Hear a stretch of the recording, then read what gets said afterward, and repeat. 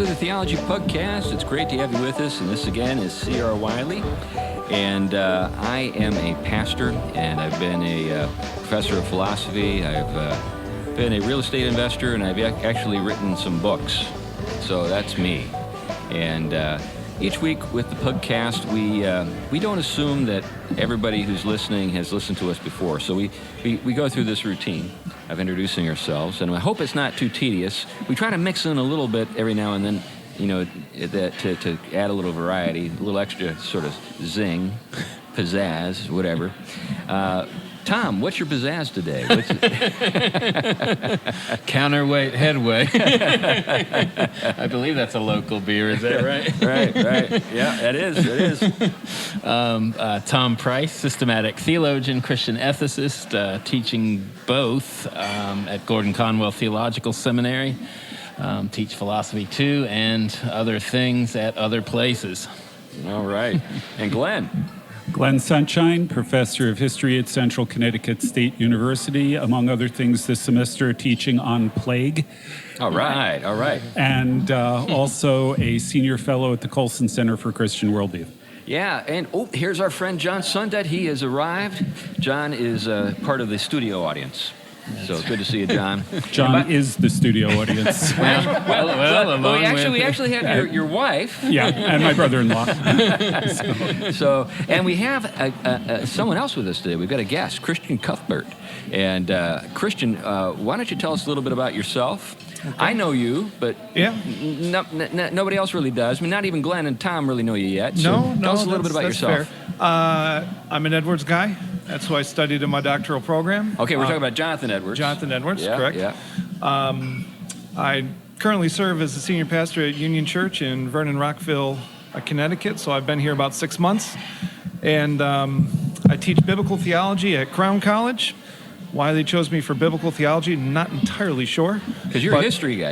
I'm a history theology guy, but not necessarily a biblical theology guy. Right. So I think the textbook that we used was written by a professor of mine, and my boss at Crown thought that was cool, so they asked me if I could do it. And of course, I said yes, and I do enjoy it, but that's not my thing. Right. Where is Crown? Crown is in Minnesota, so I teach online for them. Obviously, it's a hefty commute. That's right. Yeah, that would take you a couple of days back and forth. But anyway, now you and I, Christian, have talked a little bit about your research. Mm-hmm. And here we are in Connecticut. This is Jonathan Edwards' country. Yeah. I mean, you go on to Yale. One of the things that really may surprise people is that they really are proud of Edwards down at Yale. You go into absolutely. the bookstore, his picture is everywhere, hanging up there. Now, no one who goes to Yale would go to his church, but they still like to lay claim to Jonathan Edwards. You know what I'm getting at. Yes. It's better than Northampton, where they barely acknowledge the fact that his church was there. That's right. They have two different churches in Northampton. There's the Edwards Church that was not Edwards Church. And then they have First Second Church of Northampton that was Edwards Church. And they do have a bas-relief of Edwards in there, but they keep it well hidden. That's right. But anyway, so this is the paradox of life in New England, here in Connecticut in particular, right down the way from Yale. Yeah. And I know that in part you're here in this area to do some work on Edwards, and you've got kind of a focus of study that I think is fascinating. Can you tell us a little bit about? Yeah. Now, you've talked to me about it. But Yes. I do Edwards and warfare. All right. Yeah. That's the reaction I get from most Edwards people. The Edwards community is very nice. They're very supportive. But until I came on the scene, I don't think they really knew what to do with the idea of Edwards and warfare. So the project I'm working on right now is working with the Jonathan Edwards Center out of Yale to transcribe, edit, and publish some of Edwards' unpublished works, some of which are on warfare, either making use of martial themes in his sermons or commenting directly on the events of warfare during the 1740s, 1750s. So I have a collection coming out of about 24 sermons. 14 of them have never been seen before. Wow. That will come out someday. So, any idea, though? I mean, I know you're playing your cards close to the vest here, and you don't have a lot of control over it, but do you have any guess about when this work of yours will see the light of day? Man, I'm hoping it's before 2022. Yeah. The manuscript is all but finished, but it's got a few more hoops it's got to jump through, and you never know how the pandemic affects these things. Sure. So it should be off my computer into my editor's hands, hopefully within 2 weeks. Nice. So a lot of folks, I guess, more or less assume that we all know everything that there is to know about Jonathan Edwards and his opinions about everything. Yeah. But you told me that this was kind of a surprise even to some of the people you were working with down at Yale. Yeah. Can you tell us a little bit about that? Yeah, well, I think part of it is because of my own story. Like, when I got out of college, I enlisted in the U.S. Army Reserves, and I spent 6 years as an enlisted soldier, 6 years as a chaplain during a time of high deployments, and So you were 12 years in the service. 12 years in the service. So I kind of know what it's like to have this shadow of war, this threat of war weighing on my soul, weighing on my psyche day to day, even as a reservist. So when I read Edwards and Edwards' community during times of war, it always surprised me that none of the biographers, none of the Edwards scholars made much of it. Yeah. So George Marsden, in his great biography on Edwards, talks a lot about warfare. I'll do the red now, that other one. Okay. But he doesn't really connect what's going on with war with Edwards' role as a pastor, as a theologian, or anything. Right. So because of my particular angle on Edwards, I think I was able to see something that, it did still take some people by surprise. So let's set this the sort of the scene, sort of weave the context. Okay. So when people today think about New England, they think about white clapboard churches on the town green, charming houses, sort of colonial style architecture, that kind of stuff. Rainbow flags. Rainbow flags on Edwards' old churches, things like that. Yep. Yeah, but tell us a little bit about what life was like on the ground during Edwards' time here in New England, and what just how real a threat warfare was. Yeah. To these folks. The white clapboard churches, the quaint homes, those actually all developed during Edwards' lifetime. Okay. Right. But when Edwards lived here, he was living in Northampton, right on the Connecticut River, and it was considered the frontier. Now, not every historian agrees with that assessment because Edwards was so well connected to ideas in Europe and ideas really around the globe. Right. I think they assumed that Northampton was more cosmopolitan than it was, but really it was really out there. Mm-hmm. And it's still kind of out there. Well, yeah. In many ways. In many ways, yes. Yeah, it is. It's quite out there now. Northampton is interesting. I hate driving in Northampton because people are sacred cows. They just walk out like whenever, and I'm supposed to stop. They're all Bostonians. Yeah, well, I grew up in New York, and if you just walked out in front of a car and got hit, well that's your fault. That shows you the difference between the humanism of Boston and the inhumanism of Manhattan. Which I consider myself a New Englander, but it's your own fault. I think you got that wrong. I think it's in New York they think of it more as natural selection. Very literally so in some cases, because seriously, people would say, if you walk out there and you get hit and die, it's your own fault. Where I'm from, if my accent doesn't betray me, you end up running them over, but you still have to thank them when you pass by.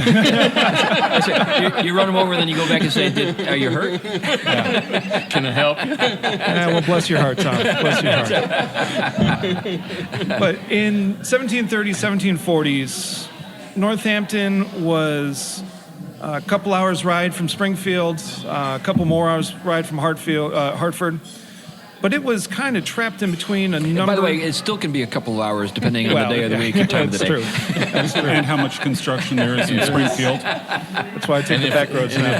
And if the dispensaries are open or not. There's a few native tribes in the area.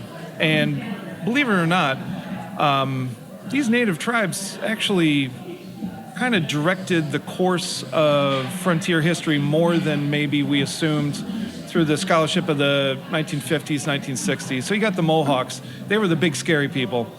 And you had the Narragansetts down in Rhode Island, which Narragansett beer. Yep. We know that now. Yep. But in between then, there were a bunch of these little tribes. Right. And both the Narragansetts and the Mohawks thought that these little tribes, the Mohicans, different from the Mohicans, and the Podunks and all that, were really part of their tribe.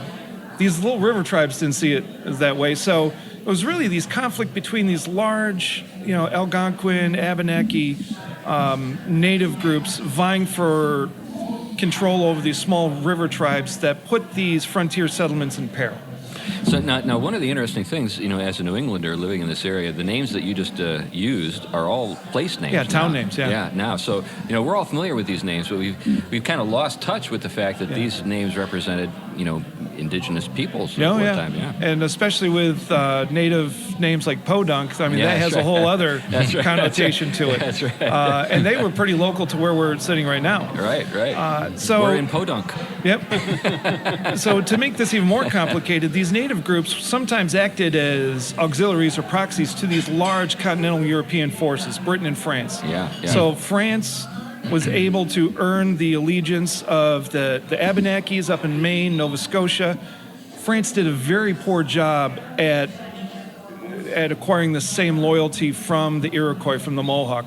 But what they did instead was, if they were able to separate these natives from their Mohawk or Iroquois tribes, they had these missionary villages, La Tourette, St. Francis, all around Montreal and Quebec, that became, for lack of a better term, the minions of the French. They would sweep into the Connecticut River Valley and just cause mayhem. So in 1704, we have this combined French Iroquois and French group that pretty much destroys Deerfield, carries off 100 captives, 80 some made it up to Montreal. And they'd abandoned the town for years. So, in other words, for Jonathan Edwards, this wasn't like an academic exercise. No. What is war? Can I support it? What about the Iraq war halfway around the world? This is like right next door. This is something that could affect me, affect my daughters, affect my household. I could lose my life, that kind of thing. Yep. You have this collective psychological warfare consciousness by the time we get to the 1730s, 1740s, that were developed in these early wars, being King Philip's War, right. Or the Anglo-French wars of King William's War, Queen Anne's War. So King William's War is 1690 to about 1700. Queen Anne's War was 1702-03 to 1713.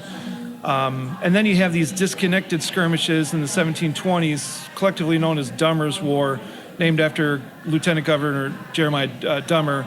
Father Rawls' War, Greylock's War, where these frontiersmen had to deal with war on a day-to-day basis, and it created this collective fear of native warfare. And now in the town that I live in, Tolland, which was a part of Windsor at one time, which was one of the oldest townships in the United States. I think it was one of the first 50, in the entire North American continent.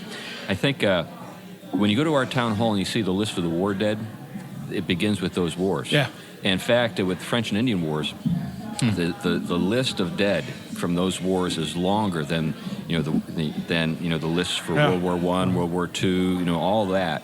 So this was like a reality on the ground for these folks. The burying ground, we don't have cemeteries in New England. We have burying grounds. Right. Yeah. The burying ground outside the meeting house, because we don't have churches, we have meeting houses. Right. In Wethersfield, where I go, has grave markers for people who died in those wars. Right. Yeah. Right. The earliest grave I found there, by the way, goes back to 1648.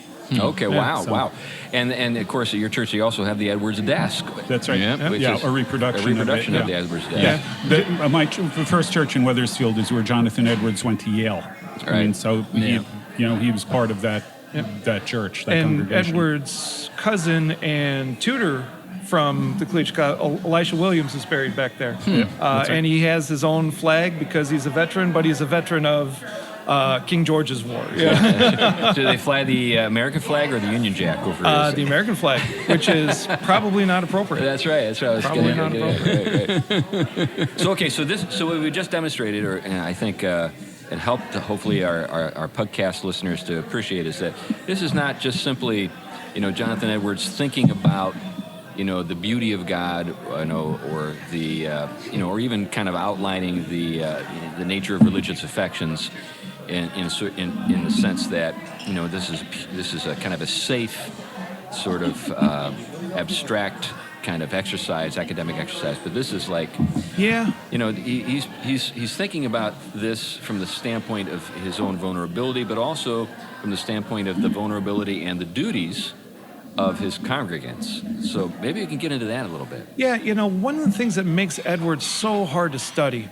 is because he is better at everything than you sentences? are. No, well, sometimes, especially if you have to do transcription. His handwriting was not good at all. But he's and you've better been doing at some of that, haven't you? I did a little bit of that, and I'm glad other people did most of it. So thank you to the Jonathan Edwards Center for that. Right. But Edwards is better at everything than any one of us are. Like he was a philosopher, historian, exegete, theologian, revivalist, a woodcutter, woodcutter, entomologist. Science, small science. And he was better at all of those things than I am at any one of those things. Right. So it is with great humility that you approach Edwards. And I think most people have in their minds that Edwards was a philosopher, or Edwards was a Reformed theologian, or Edwards was this or that. And he was all those things. But I think the thing that Edwards would own more than any of that is his role as pastor. Yeah. So he took his theology, his philosophy, his history, his exegesis, leveraged it to meet the spiritual needs of his congregation. And in this case, warfare developed this need that he had to address. Now, I want to reflect a little bit on this for a couple of reasons. One is, I don't know if... we've got a lot of Reformed people who listen to our podcast, but I don't even think that our people appreciate the stature of Edwards from the standpoint of secular people. I've heard Edwards called by non-Christians the greatest philosopher America ever produced.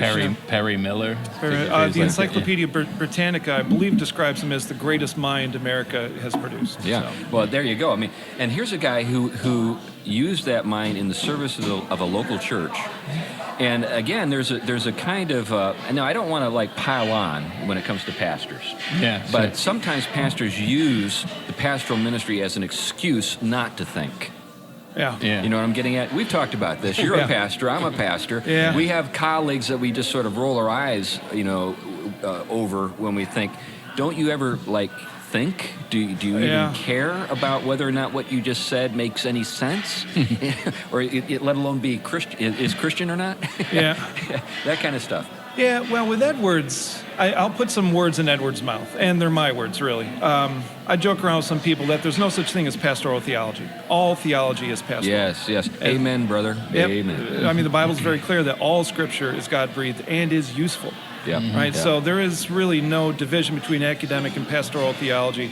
And Edwards was a great example of that. And that's another reason why studying Edwards can be very frustrating, because sometimes you read these intensely academic books where they remove Edwards from his pastoral context. I'm reading William Evans' History of Imputation and Impartation in the Reformed Tradition in America. And it's a great text, and I'm learning a lot from it, but he treats Edwards like he was an architect of the cathedral of the mind. And I don't think Edwards would own that.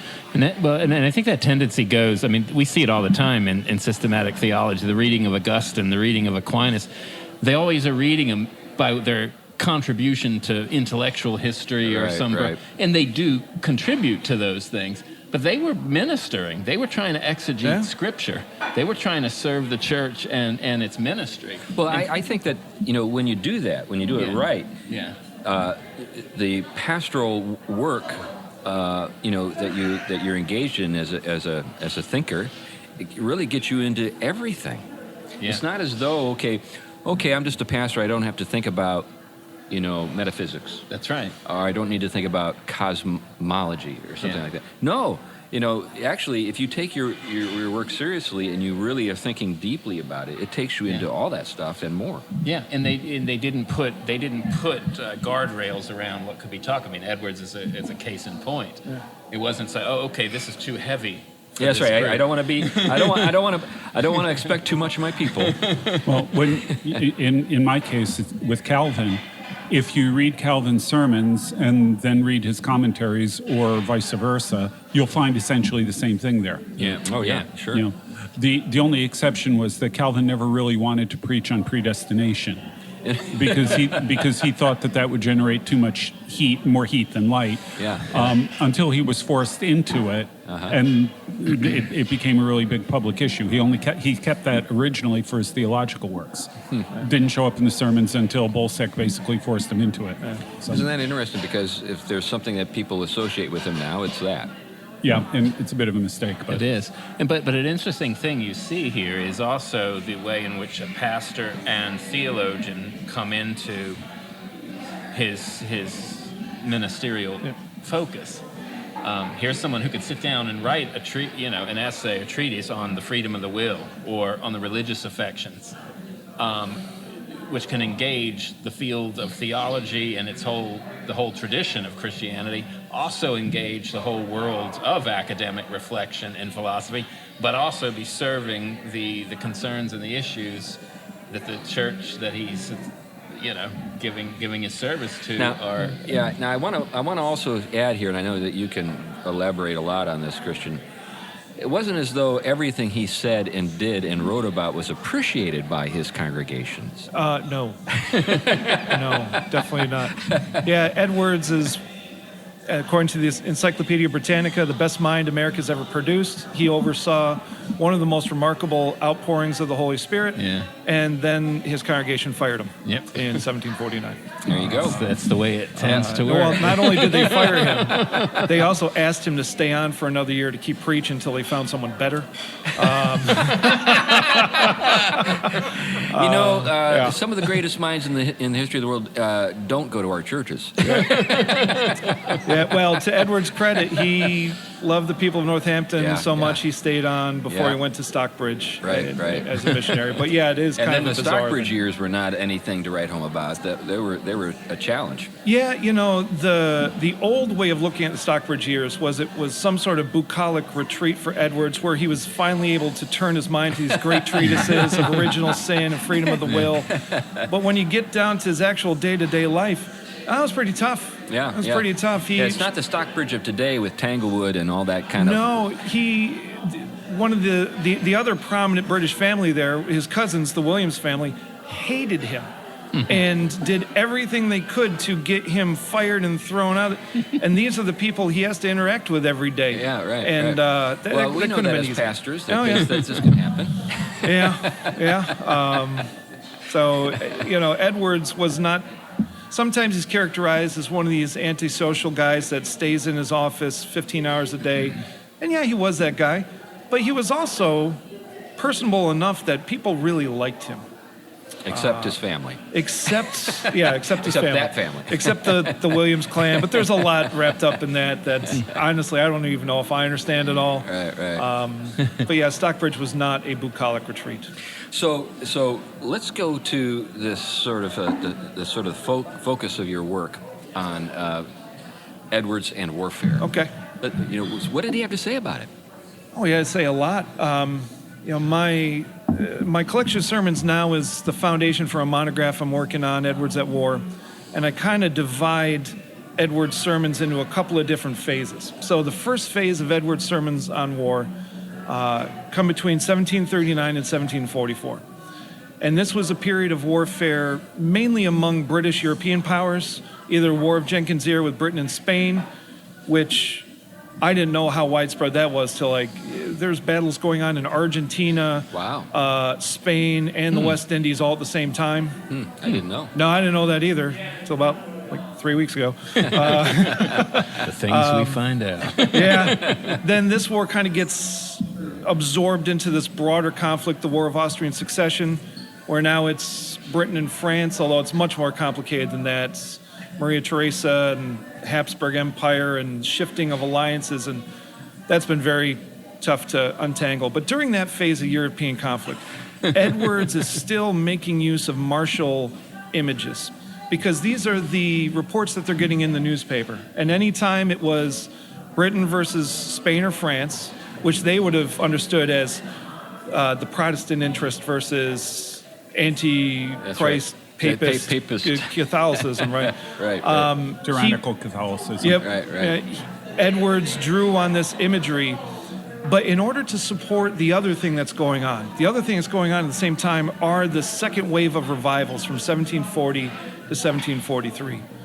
So Edwards would preach sermons like a person seeking heaven like valiant and resolute soldiers. That in the King James Version, I believe in Matthew, it says that one is to take the kingdom of heaven with violence. Right. So Edwards says that if you want to be awakened, if you want an experience with God, you have to pursue you have to pursue heaven, like these soldiers we read about that are laying siege to Prague in a valiant and resolute way. You have to be in it for the long haul. You have to not let your guard down. So he's leveraging these martial themes towards revivalist ends. Now, there's a couple of things that come to my mind as you describe this, Christian. One is, it sounds as though he's addressing a congregation who knows about what's going on in the world. Oh, yeah. I had to survey the Boston Gazette, and I read every issue of the Boston Gazette from 1739 to 1755. Colonial grammar is not fun to read. It was painful at times. But I was surprised to find out there were articles in the Boston Gazette about Chinese uprisings in Indonesia in 1741 or 40. Wow. Yeah, but see, there's so many things that kind of come together in this that I don't think we have a way of appreciating. We're all present in the minds of people. So here we have people out on the frontier in New England. And that's a mind sort of blowing, thought for a lot of our listeners. New England, the frontier, yes. Yeah. So you got that, and the potential of maybe dying in your bed because you've been you're subject to an Indian raid or something. Yeah. So there's that, and then at the same time, these are people who are reading the newspaper and learning about things that are going on in Indonesia and in Hungary and in other parts of the world, in Austria and so forth. So this is fascinating. Well, it's much more cosmopolitan than I think I realized before. And at the same time... just as an aside, just take it ahead a little bit, and you look at the Federalist Papers.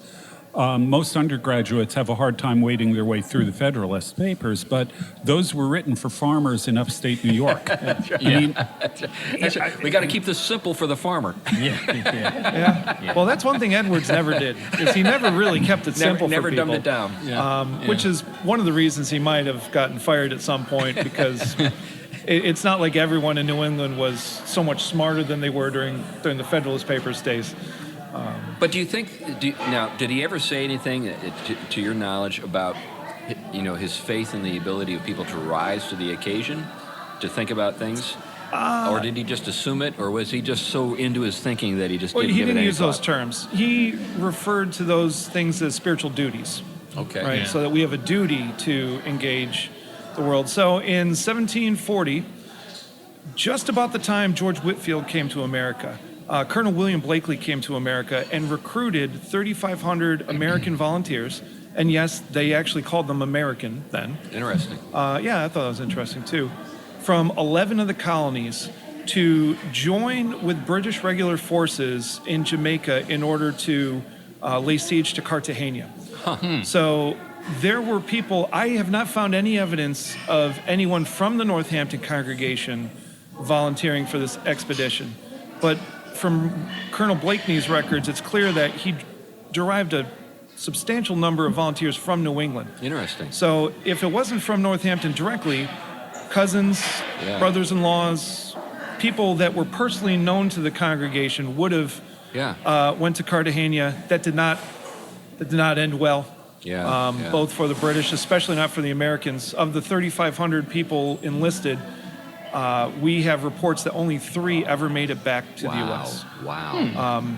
Mostly because the British were consumed by disease, and they impressed Americans into service. So Edwards preaches this sermon, the Curse of Miraz, about the victory of Barak and Deborah, and how those who did not join in the work of the Lord were sinning. But he actually uses the term impress, like that you should be willing to volunteer. You should not have to be impressed. Now, let's stop here a second, because I know what some of our listeners are thinking when they hear the word impress. Yes, impressment. That's right. Yes. What they think of is, oh, wow, I'm so impressed. Yes. When in fact, what we're talking about here is forced service in some kind of military or naval service. I think your listeners are smarter than that, Chris. I hope so. I don't want to assume anything. No, I appreciate it. We don't want our congregation to fire us. I want you to think about this. Now, the British Army impressed a lot of people, even in Britain. As a matter of fact, if you look at a traditional British beer mug, the bottom of it is glass. It's clear. And the reason is that one of the ways you would get people into the military is a recruiter would buy somebody a beer, and they would drink it, and at the bottom of it would be a shilling coin. And by accepting the beer, they accepted the king's shilling, and therefore they were enlisted. So they started making beer mugs with glass on the bottom so that people could check to see if there was a coin in it. Let me take a look at my I need to check mine. Nothing there. So, I mean, but I want you to consider the notion of forcing somebody into the military and then giving them a gun with a long bayonet on the end of it. Yeah, no, it posed a lot of problems for colonists, because now you're part of a British military structure. British discipline, British chain of command. And you know what? A lot of the Americans that volunteered quite literally said, we did not volunteer for this. We are Americans. We volunteered to serve under Colonel Gooch. We didn't volunteer to serve under this British guy. But, you know, once you're in Jamaica eating Britain's food and all that, I mean... Sure. Which is torture enough. So. Jamaican food's another thing. It's interesting, if you go to the 7 Years' War, French-Indian War over here, they really put a bounty on getting New Englanders to enlist as auxiliaries. And if you read their diaries, you know, they are so mad at the Redcoats when they come back from the war. You know, they're like, yeah, these guys think they're so tough. I'd like to, I'd like to go toe to toe with them just to show them.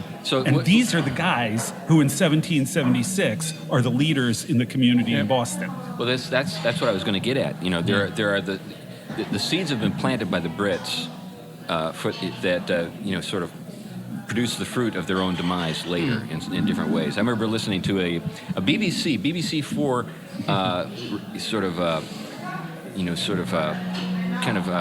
review or a conversation concerning Benjamin Franklin. And the thing that these guys in the UK were commiserating over is, how did we manage to alienate Ben Franklin, one of the greatest minds of that age, so that he was so upset with us? Because he had lived in London, he had lived in the UK or in England, and that experience for him was it was humiliating. It angered him, and he spent the rest of his life with a chip on his shoulder, because of that. And so they kind of got what they had coming to them. Anyway, I'm taking us off. No, not really, because a quick note on Franklin. Just one of my favorite quotes from Ben Franklin. Somebody at the Continental Congress apparently referred to them as Englishmen, and Franklin objected, and he said, you can, basically what it came down to is, he said, saying, we don't have the rights of an Englishman. And saying that calling me an Englishman is rather like calling an ox a bull. I'm sure he appreciates the honor, but he would much rather have restored what was rightfully his. That's so like him. Well, Edwards and Franklin were born within months of each other. Oh, really? I didn't know and they that. were almost identical contemporaries. Obviously, Edwards passed away in 1758, a little earlier than people expected. But Franklin is always seen as Edwards' evil twin brother. Right. That he kind of had the same cosmopolitan education, but yet just went very different directions with it. Well, that might be a surprise to some folks, because I think many people in sort of Saturday, Review, kind of evangelicalism have a kind of Poor Richard Almanac view of Franklin. They don't know the Franklin who went to France. They don't know that sort of that cagey and very cunning Franklin. Yeah. Anyway. But Edwards, one of the pastimes of all Edwards scholars is to ask the question, had Edwards lived, would he have supported the American Revolution or not? What do you think? I'm going to give you the typical qualified academic answer. My doctoral advisor, Mark Valeri, argued in his book on Joseph Bellamy that Edwards probably would have supported it. I think there's significant evidence to the contrary. Edwards was one of the champions of what's called the court party. So before we had Democrats and Republicans, we had court and country party. Country party thought that power rested in the people. Court party thought that power rested in the social elites. And Edwards kind of made his career resting on the court party. Interesting. However, when his uncle died, when his uncle Colonel John Stoddard, son of Solomon Stoddard, died in 1748, that's when Edwards gets fired. He no longer has his benefactor. Edwards, over the next 2 years, is kind of burned a couple of times by the death of court party benefactors. And then when he gets to Stockbridge, he writes The Nature of True Virtue. So Jerry McDermott has argued fairly passionately that based on what Edwards wrote in The Nature of True Virtue, Edwards is setting himself up to be a patriot, to be a revolutionary. And I think Jerry's probably right about that, but I don't think that reflects Edwards' whole history. And Edwards was so remarkably consistent in his beliefs, it's really hard to talk about an evolution of Edwards' thought. That's really one of the few areas you can talk about Edwards evolving or changing in his thought. So like an academic, I'll say yes and no. Well, we are talking about sort of like non-factual things. We're just speculating. Oh, yeah. But having said that, whether Edwards himself would have or not, something that's often overlooked is the impact of the Great Awakening on the American Revolution. Yeah, right. It sets the groundwork in all kinds of different ways for an anti-monarchical stand. Among other things, for example, when you get treatises that say things like, the dangers of an unconverted ministry. Yes, right. The average person in a pew who's had a true born-again experience, or whatever they called it in the period, is spiritually the superior of a fully educated and ordained pastor who hasn't had that experience. What this whole thing does is it breaks down the entire concept of social hierarchy. Right. And it has a leveling effect that creates an environment where the kind of revolutionary ideas we get come out. Right. Yeah, I think the difference with Edwards is, after Edwards supports and actually lays the framework for the Great Awakening, you do have disenfranchised people literally put in the pulpit, slaves and women and lay exhorters that really did challenge the social hierarchy. Edwards thought that was okay because these social elites could still kind of keep control of it, right? You can let all these people preach because at some point Daddy's going to come and say, okay, time out, stop it. So I don't know if Edwards knew that he was laying that foundation. Right, that's a different question, but the Great Awakening did, I think, have a massive effect on and that. even linguistically, you have these terms, these rhetorical terms Edwards used very freely, liberty and freedom. And Edwards used it in a theological context. Yeah. But these same words were somehow morphed into a political context over the next 30 years. So that Edwards really does look like the fountain of all this. But a little bit more complicated than that. Right. So anyway, we've got this sort of social milieu in which, we've got wars, kind of, sort of developing on a sort of serial basis. One following another. Edwards preaches. So what is he saying to folks? How is he exhorting them? I'll move into the second phase of warfare Edward deal with. So from 1739 to 1743-44, these wars were in the Caribbean, they were in Europe. Battle of Dettingen, the British beat the French almost by accident. Edwards preaches a Thanksgiving sermon about that, but it's still a war a world away. In 1744, war then comes to the colonies. Because anytime Britain and France go to war, it's not long before New England and New France go to war. Sure. So King George's War starts in... So New France, just so folks know, we're talking about Quebec and places north. Yep. Montreal, Cape Breton. Yep. And New England has heard the story before. In King William's War, Queen Anne's War, over and over again, wars that start in Europe don't end in Europe, right? They are transplanted to the U.S., so everyone kind of braces themselves. And Governor Shirley gets an idea. He said, okay, there were two prisoners, two Bostonians that were held captive at the Fortress Louisbourg at Cape Breton. They just came back and they told me that it's not very well supplied, it's not very well maintained, it's not very well manned. You know what, if we get an expedition together, we might be able to knock the French out of Fortress Louisbourg. Can I get an order of Cajun fries? And go ahead, that's fine. And at first Very appropriate, by the way. All those displaced Frenchmen who went down to Louisiana. well, that's the third phase of Edward's War. But New England sees an opportunity to maybe knock the France's biggest fortress out of the New World, right? So they get together this expedition. They sail up there, and after they sail, Edwards preaches a sermon, April 4th, 1745. Called The Duties of a Christian in Times of War. And in this sermon, Edwards is now no longer using the idea of war as a background towards revivalist purposes. What Edwards does in this sermon is he articulates a just war theory. And, at this time, there were no West Points, there were no Sandhursts, there was no von Clausewitz or Sun Tzu, that martial theory were developed and presented by pastors from the pulpits. Stop. This is great. This is great. It is. I have a point after yours. No, go for it. Go for it. Well, one of the things, I'm coming at it from a different angle, but what you have also is someone mindful of that, but also he is somebody who's a rare breed theologically because he's wedding traditions together which prior to and after have not stayed wedded together. No. Obedience theory, if you will, divine command theory with natural law theory, virtue ethics, which is a rarity, and the just war traditions, which too he does more in line with classical Christian tradition than these kind of disruptive biblicisms that you get much later. He's a rare breed in the way he goes about doing this. Oh, yeah. His is philosophically robust. I hate the word, but it's true. Yeah.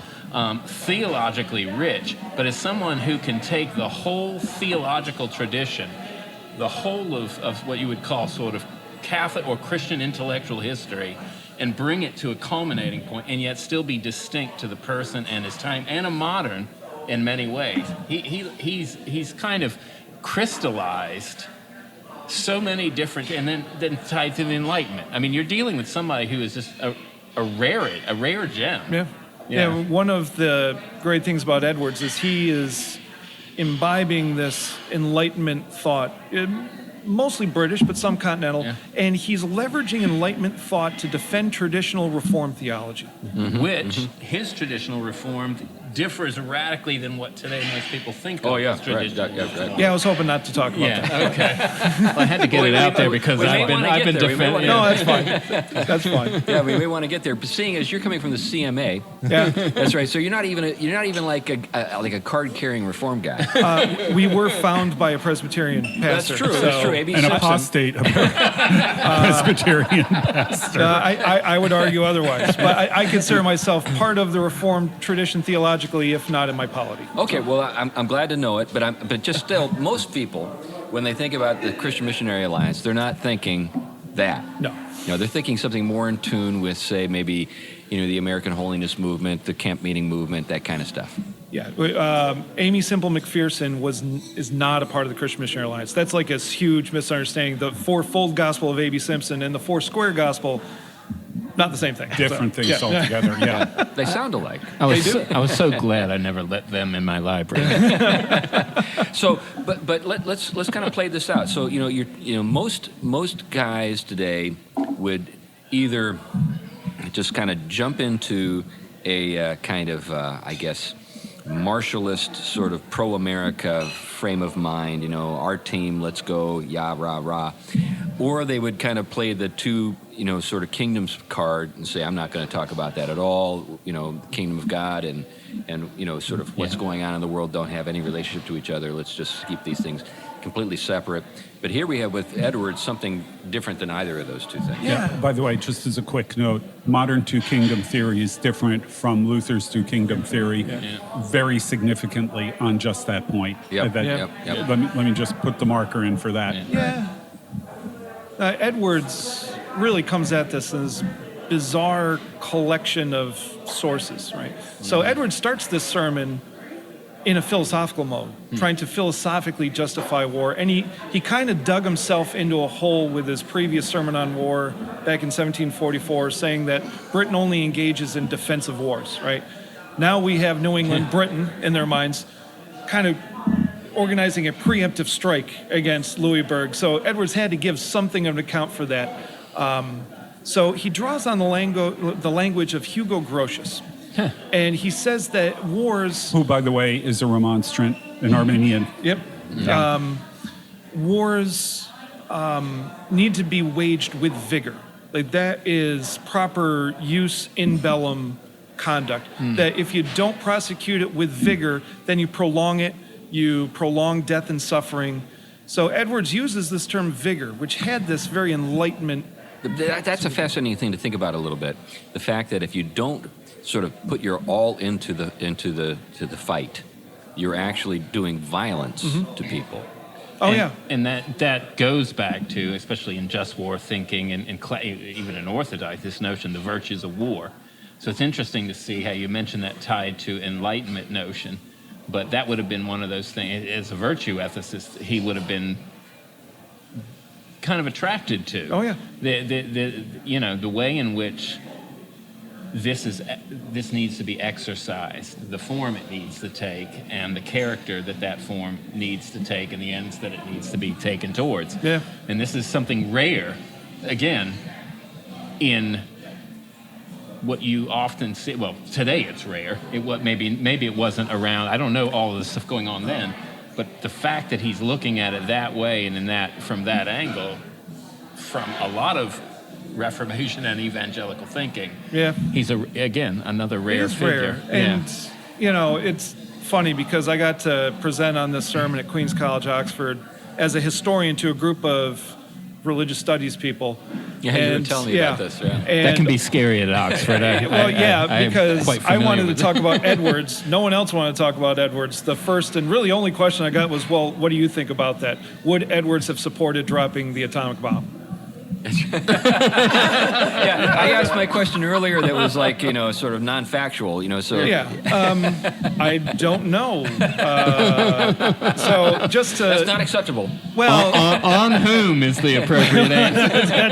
That's great. I think my response was just to annoy people. Absolutely he would have. And they just stared at me with open jaws like, people admit this out loud? It's a better answer than Augustine gave at one point when someone asked him, one of these pagans who thought the idea that creation actually happened and that the universe wasn't eternal was just ridiculous. And he asked Augustine at one point, so what was God doing for all the centuries, the eons, before he actually created the universe? And Augustine replied, creating hell for the curious. You know what? You can pull that one out next time. I should have. And you're fortunate you didn't get the guy who used to show up often to the seminars. He would say, "You just don't really know what you're talking about now, do you?" Yeah. Well, I mean, he wouldn't have been wrong, I guess. But Edwards' idea of vigor and all that, it does have modern implications, but I think, and I did explain this in my response, the thing that makes it different is the technology is so different. I don't know what Edwards would have made of the technology. Yeah, there were a lot of traditional, generals and officers who were appalled at what happened with the atomic bomb. They were just like, this is outside of the realm of, what we can. We don't have evaluative criteria for that kind of thing. I'll wait till the technological realities always outpace the philosophical consensus. Yeah. And that was true in Edward's day as well. Edward's uncle, John Stoddard, proposed a very, at the time, shocking measure during Queen Anne's War. It was actually a repetition of what Solomon Stoddard requested of the General Assembly during King Philip's War, was the use of dogs, and I quote, to terrorize the Indians. Right? That they needed some psychological deterrent because, I mean, whether or not they were right in feeling this way, but they felt terrorized by these people that didn't wear uniforms, popped out of bushes, not really the warfare Europeans are used to. That's right, that they needed to meet them on equal footing. Right. So dogs would have been kind of the technological advance of the 1730s, 1740s. And they have a very short history, at least in that conflict. Did Edwards have a dog? Just curious. I don't know. I don't Curious know. question. And there's people I know that would know, but that person's not me. So Edwards makes this very weird turn in the sermon. So he starts talking about Enlightenment philosophy, Hugo Grotius, and then he starts talking about the Bible, and specifically the Sixth Commandment. He said that we must go to war in order to fulfill the Sixth Commandment not to murder. Wow. Interest. Keep going, sorry. Yeah, well, I mean, I'll just kind of let that hang there. I know how that works, but I think maybe you should spell it out a little bit. How does he justify that? Because the conflict with these Abenaki Indians and with these French and Indian sorties during times of undeclared war just seemed endless. Yes. And somebody's cow disappears, and they think, well, this river tribe must have, connected with a French group and stole it, so they go and take two people prisoner and execute them for stealing a cow, even though there's really no evidence of that. Right. Look, when you fight wars, you settle the issue, you put an end to all that stuff. Right. So in order to fulfill the Sixth Commandment, you have to go to war, which is kind of an odd... Well, from a modern perspective, yes, because we live in a world where it's generally assumed that the authorities have got things under control, and we won't necessarily need to do anything ourselves in order to bring a resolution to that. I think it's kind of odd even for then. Like, I'm in the middle of a fellowship with the Society for Colonial Wars through Massachusetts Historical Society, looking at people beyond Edwards. What were other people preaching about during this time? Does it sound like Edwards, or is Edwards?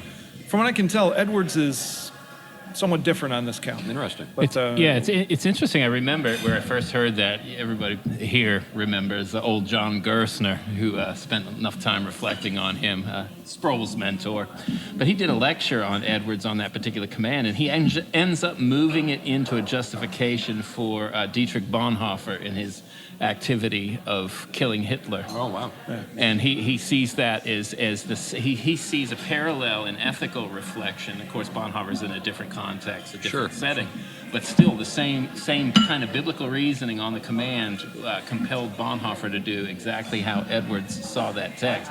First time I ever saw those things put together like that, but he saw that as a command too. That's what I was talking about, this kind of interesting way in which virtue and command come together in these figures. Yeah. And they come out at an angle where after you see their biblical reasoning, it makes sense, but up front you wouldn't have first. And speaking of virtue, the fact that this person who you know is virtuous, who is reasoning this out. Comes to that. And so, it's interesting twist of thinking there. But I mean, that's what you say. I think in Gerstner's case, he was, I think, profounded by.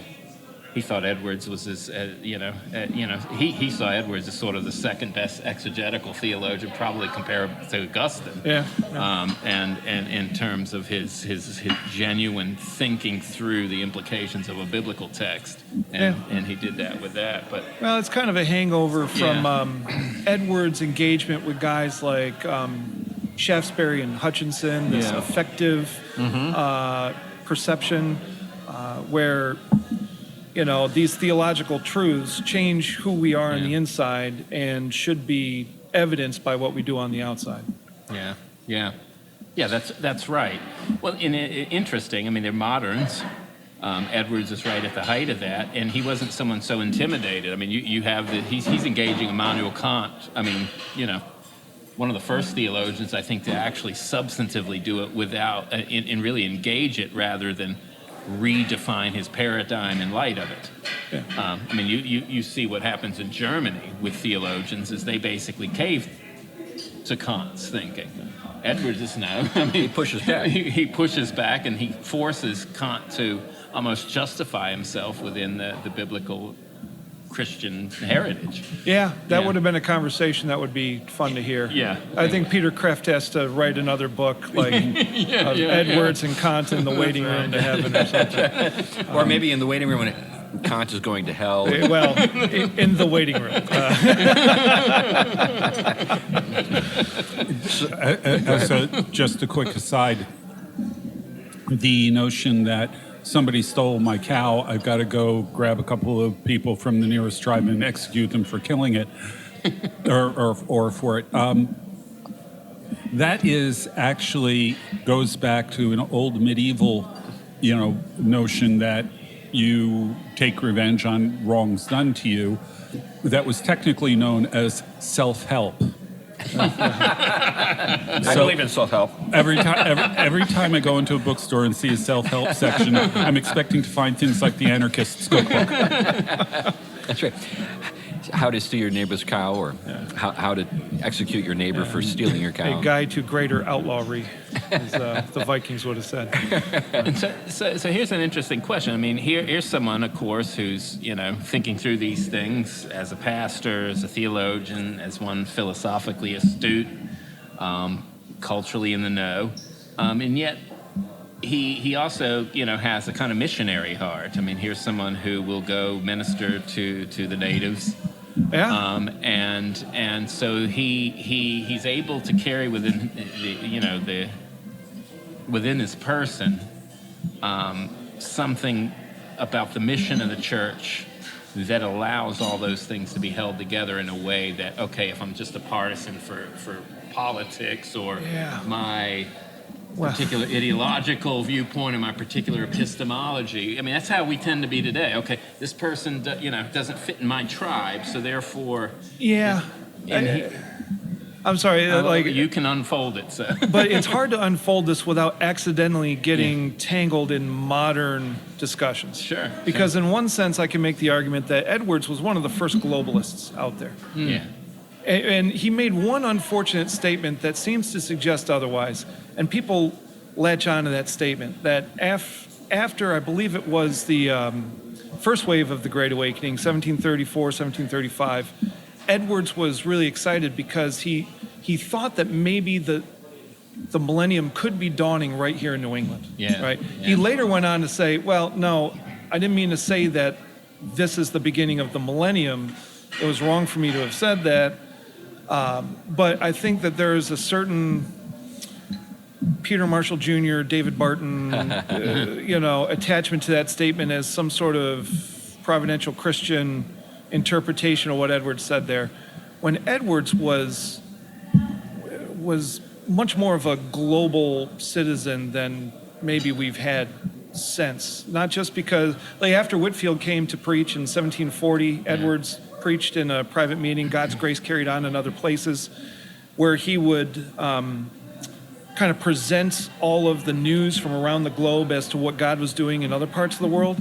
Edwards was a very, to use your favorite term, robust correspondent with Josiah Willard, who was the Secretary of Massachusetts, that was in touch with heads of state around the world, Scottish divines, because Edwards wanted to know, okay, this is what I see God doing here. But because I know God is in the entire world, God must be working other ways. Well, in global, again, I think sometimes we have to do a little therapy, because today global tends to be ideologically understood rather than missiologically understood. And I think that's one of the things I'm keeping here, is he can hold these things together, which would oftentimes seem to be frictions. It wasn't as though he had sold his local community into kind of slavery, so to speak, because all the jobs have been sent overseas. That's not what we're talking about when we talk about globalism. Right. That's right. No, I think... He just cared about the whole. Let me tell a very different story that illustrates this point. Edwards has come under fire, even recently, for his slave ownership. Right. Now, some people pass off as, well, that was kind of culture of the times, how much do you hold them accountable for it? Edwards is a very complex figure because Edwards spends, for most accounts, up to 15 hours a day in his studying. Well, why could he spend 15 hours a day in his study? Well, he had 3 slaves that were doing all the work he should have been doing out on the field, right? Yeah. So Edwards kind of made his career, in one extent, to a certain extent, on the backs of slaves. But when Edwards was in his study, the theology he developed became the heart and the foundation for abolitionism, led directly to the Civil War. So some of the famous Edwardsians are guys like Lyman Beecher. His daughter, Harriet Beecher Stowe, played this big part. Samuel Hopkins and Newport and William Lloyd Garrison and all that. So, okay, now Edwards becomes pretty complicated. Now, because on the one hand, he did own slaves. On the other hand, he developed an ideology that let slaves go free. But we can't really dismiss Edwards for owning slaves because at the time, Mark Knoll's book on the Civil War's theological crisis is a great kind of summary of this. The arguments before the Civil War isn't whether or not slavery is correct. Right. It's, are black people human beings? Yeah. That was the discussion. And you know what? Edwards definitely said, yes, they are. They are human beings. They can be saved. They can preach. And so are the Native Americans. Well, that was my point. Yep. The point with that is here's somebody at a time where he wasn't becoming tribally protective. He was expanding the riches of what he had to a wider vision. It was devoting a lot of times to his son-in-law, I guess. Is that right? Was it Aaron Burr or one of them? Which one? He had was 11 kids. Which one was the missionary to the natives? That wasn't. It was related to him, or no, David Brainerd. Okay, yes. That's I mean, there's a theory that Brainerd and his daughter Jerusha were engaged while Brainerd. Yeah. Well, it's been a long time since I've read it. No, that's fine. That's fine. Yeah. But no, I mean the point is Edwards. Excuse me. Edwards had a very high view of other races, of other ethnicities. So Edwards thought that, hey, these Chinese people in Irian Jaya that are revolting, well, God has a plan for them too, Could I have some more ketchup? So it really is this is not why Perry Miller called Edwards the first modern, but he may have been on this case. Yeah. So, kind of getting back, we should kind of wrap this up. We're getting to the point where we need to wrap it up. So, if you were to kind of give us an elevator speech on what we should think about Edwards in regard to just war, how would you frame it? I know I'm putting you on the spot. As far as just war specifically, or warfare in general? Well, why don't you just take it where you want to go? Okay. I would say that Edwards, through his wartime sermons, proves himself to be a pastor par excellence, of understanding the fears of his congregation, understanding that a lot of these people in his congregation will actually go and fight these wars, and he gives them a theological framework within which to understand their duties, right? How can you be a Christian, a recipient of the outpouring of the Holy Spirit, and then march off and kill people? Well, because you are doing this in service of this greater cosmic goal, this triumph of the Protestant interest, of the coming of the kingdom of God. So it is, I'm afraid that Edwards' pastoral prowess gets lost in the philosophy and the theology, all of which are excellent. But I like to take my work and point towards Edwards' pastor. Okay, great. Anything you guys want to say as we wrap up? Interesting historical incident again from my church. When word from Lexington, after Lexington and Concord made it to Wethersfield, they rang the church bell to assemble the people in the meeting house. And they came together. The pastor walked up into the pulpit that is actually still there in the church. Yeah, I've been there. Preached a sermon, and then led the militia to Boston to fight. Mm-hmm. And that seems to be, on some level, I'm not sure whether Edwards would have approved of it, but it seems to be on some level kind of the fruit of some of what he was doing. Yeah. George Whitefield is buried in Newburyport, and before the Newburyport militia marched off, they opened Whitefield's grave, took his clerical collar out, cut it into sections so that Whitefield would go into battle with them. Wow, this is like saints' relics. Well, it is kinda Whitefield curious. is like that. I mean, in the whole church, they have him buried under the pulpit, and people have come in and taken his bones, remember? And they ended up finding him in England, some of them, and they ended up, like, funding them to get back. And now I think maybe they're in Prince. I don't remember, but there's a strange history. That's right. But That yeah, is funny. Whitefield has become the kind of... Saint Francis. What Orthodoxy and Catholicism have in terms of their relics, the awakened evangelical in the U.S. have with Whitefield. There's a thought. Saint Whitefield. Somebody for that. Anyway, this has been a great conversation. Thanks for coming along, Christian. My pleasure. It's been great to talk to you about the subject, and we'll have to have you back sometime. But thank you for listening to the Theology Pugcast. We appreciate your interest in the show. We appreciate all the folks who tune in every time a new episode comes out. And we also are grateful for all the folks who give to us. We have folks who give to us on a monthly basis, and all those gifts go into helping make the show possible, funding the ongoing expenses that help us to get the show out each week. So thank you, one and all, for all your help. And for now, that's it. Bye-bye. Bye now. Bye. Thank you.